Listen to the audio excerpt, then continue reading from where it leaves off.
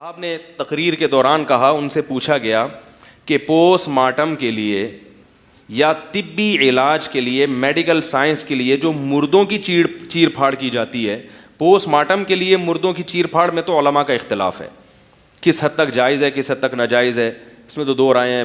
بہت سے علماء، دارالعلوم کرنگی کے علماء کہتے ہیں کہ اگر پوسٹ مارٹم بہت زیادہ میت کو بگاڑ نہ دیا جائے، اتنے محدود پیمانے پر ہو اور اس سے قاتل کا پتہ چلانا ممکن ہو تو پھر جائز ہے. یہ دارالعلوم کرنگی کے علماء کا فتویٰ ہے. اس لیے کہ بعض لوگ یہ کہتے ہیں کہ علماء پوسٹ مارٹم کو بالکل حرام سمجھتے ہیں. یہ لوگ الزام بھی علماء پہ خود ہی لگاتے ہیں کلپ بنا کے، اور پھر طنز بھی خود ہی. ان کو بیچاروں کو یہ تک نہیں پتا کہ علماء کی اس بارے میں رائے ہے کیا. پوسٹ مارٹم کے ذریعے اگر قاتل کا پتہ چلانا ممکن ہے اور پوسٹ مارٹم میں میت کی ایسی کی تیسی نہیں ہو رہی، تو بہت سے علماء اس کی گنجائش دیتے ہیں، لیکن فوری طور پر اسی ٹائم پہ کر لیا جائے. اور میڈیکل سائنس کا علم سیکھنے کے لیے مردوں کی چیر پھاڑ کی علماء اجازت بولو بھائی نہیں. اس لیے کہ کسی کو لوگ کہتے ہیں بھائی جان بچانے کے لیے تو سب کچھ ٹھیک ہے، بندہ بھی مار سکتے ہو اپنی جان بچانے کے لیے. یاد رکھو علماء یہ کہتے ہیں کہ جان بچانے کے لیے تو قتل کرنا بھی جائز ہے، سور کھانا بھی جائز ہے. جان بچانے کا طریقہ سیکھنے کے لیے یہ چیزیں جائز. میڈیکل سائنس میں جب ہم علم حاصل کر رہے ہوتے ہیں تو جان بچا نہیں رہے ہوتے، بچانے کے طریقے سیکھ رہے ہوتے ہیں. سیکھنے کے لیے نہیں کہ آپ سور بھی کھا لیں اور کہ بھائی دیکھو اگر میں جنگل میں بھوکا رہ گیا کسی دن تو تھوڑی سی سور کی پریکٹس ہونی چاہیے، تاکہ ایک اچانک ہی آ جائے گا تو میں تو سور کھایا نہیں جائے گا. اس کی اجازت تھوڑی ہوگی، ایسے تو دروازہ کھل جائے گا. عملی طور پر کسی کی جان بچانا ایک الگ چیز ہے، اور میڈیکل سائنس میں علم حاصل کرنے کے لیے جان بچانے کا طریقہ سیکھا جا رہا ہے، بچائی نہیں جا رہی. اس میں آپ کو حرام کی اجازت، کیونکہ اسلام کی ایک باؤنڈری ہے، لیکن موصوف نے کھلے عام فتویٰ دیا. اور پھر بعض لوگ یہ بھی کہتے ہیں کہ یہ چونکہ لاوارث لاشوں کے ساتھ کیا جاتا ہے اس لیے جائز ہے. اسلام میں کوئی بھی لاش لاوارث. ایک صاحب میرے سے بحث کرنے لگے، یہ مولویوں نے دین کو مشکل میں، ہم کیسے ترقی کریں گے اگر ہم مردوں پہ چیر پھاڑ نہیں کریں گے. میں نے کہا انسان کی جو باڈی ہے نا، بالکل اس جیسا تو کوئی جانور نہیں ہے، لیکن اس باڈی کے جو مختلف فنکشن ہیں، مختلف پارٹس ہیں، وہ پارٹس آپ کو مختلف جانوروں میں، جیسے نظام ہاضمہ مینڈک کا بالکل انسان جیسا ہے، ٹھیک ہے نا، تو نظام ہاضمہ سمجھنے کے لیے مینڈک کا، یا اور بہت سے جانور ہیں جن کو آپریشن کیا جا سکتا ہے. کڈنی کا مطالعہ کرنے کے لیے دوسرے بہت سے ایسے جانور ہوں گے جن کی، کیونکہ حدیث میں آتا ہے ما انزل اللہ من داء الا انزل له شفاء، ہر بیماری کا اللہ نے علاج پیدا کیا. یہ جانور تو ہمارے لیے پیدا کیے ہیں. کتنی میڈیکل سائنس میں دوائیں ایسی ہیں جو جانوروں کے عمل کو دیکھ کر ایجاد کی گئی ہیں کہ اس بیماری میں جانور کیا کرتا ہے. ریچھ کو میں نے خود ڈاکومنٹری دیکھی، ریچھ کے پیٹ میں درد ہے، وہ گیا جا کے ایک جڑی بوٹی نکال کے کھانے لگا. ڈاکٹر کھڑا ہے ڈاکومنٹری بنا رہا ہے، اس نے کہا کہ جب یہ جڑی بوٹی اس نے کھائی ہے، اس سے ڈاکٹروں کو پتا چلا کہ پیٹ کے درد میں اس جڑی بوٹی میں اللہ نے کیا رکھا ہے، شفا. بہت سی دوائیں ایسی ہیں. تو چونکہ گورے تو کسی مذہب کو مانتے نہیں ہیں نا، وہ تو آزاد ہیں، وہ کہہ رہے ہیں کوئی بات نہیں، وسیم کو لے آوے، سلیم کی لاش کو لے آپ، گردے پھاڑے چانپے.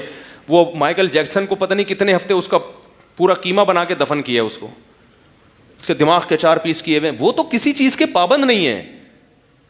ہمیں تو میت کی بھی تعظیم کا حکم ہے، اور جب جانوروں سے یہ کام ہو سکتا ہے تو میت کو کیوں بھیٹ چڑھاؤ.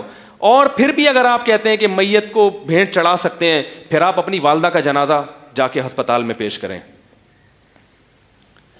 کیونکہ لاوارث لاشیں اسلام میں لاوارث.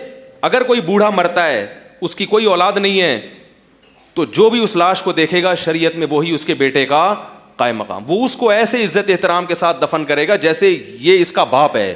اسلام میں لاوارث لاش کوئی بھی نہیں ہوتی، سب قابل احترام ہے. تو کافر لاش کے احترام کا حکم ہے، مسلمان کو کیسے آپ وہ کر سکتے ہیں.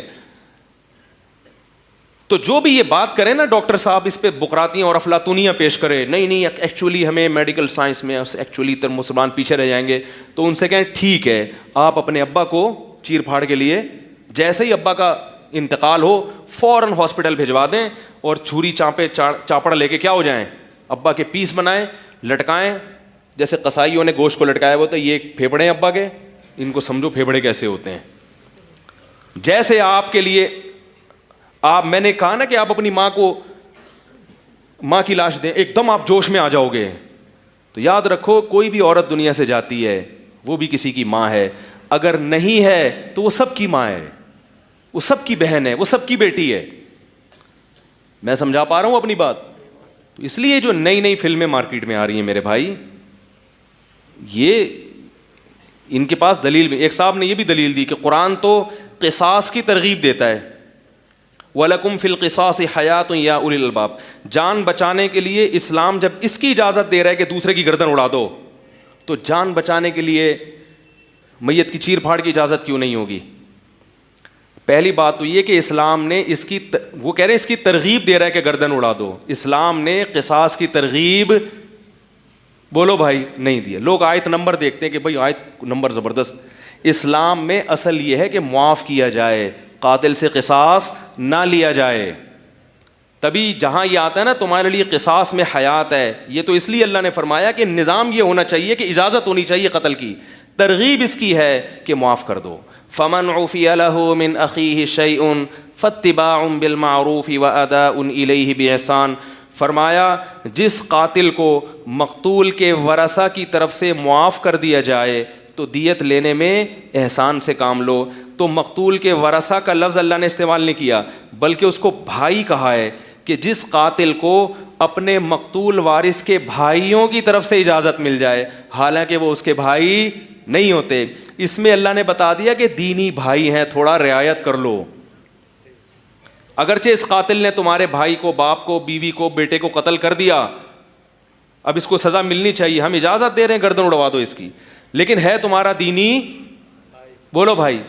انسانیت کے رشتے سے، بلکہ اس میں ذمی بھی داخل ہے، غیر مسلم بھی داخل ہے.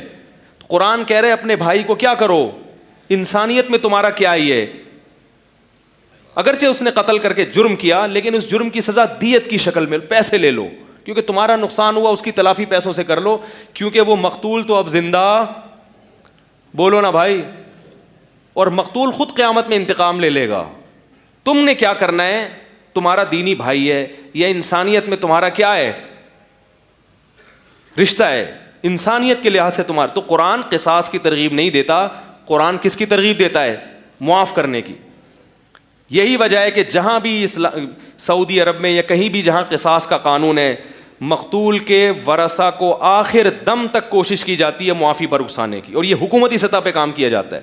کئی بار ایسا سعودی عرب میں ہوا ہے کہ وہ تلوار لے کے جلاد کھڑا ہے معاف کرنے کے لیے، گردن اڑانے کے لیے، اور حکومتی اہلکار اور جا کے قاتل کے اولیاء اس کو سمجھا رہے ہوتے ہیں بھائی چھوڑ دے. علماء جاتے ہیں باقاعدہ اس کو معاف کرنے کی ترغیب پر کیا کرتے ہیں؟ بیان. کیونکہ قرآن کس کی ترغیب دے رہا ہے؟ معاف کر.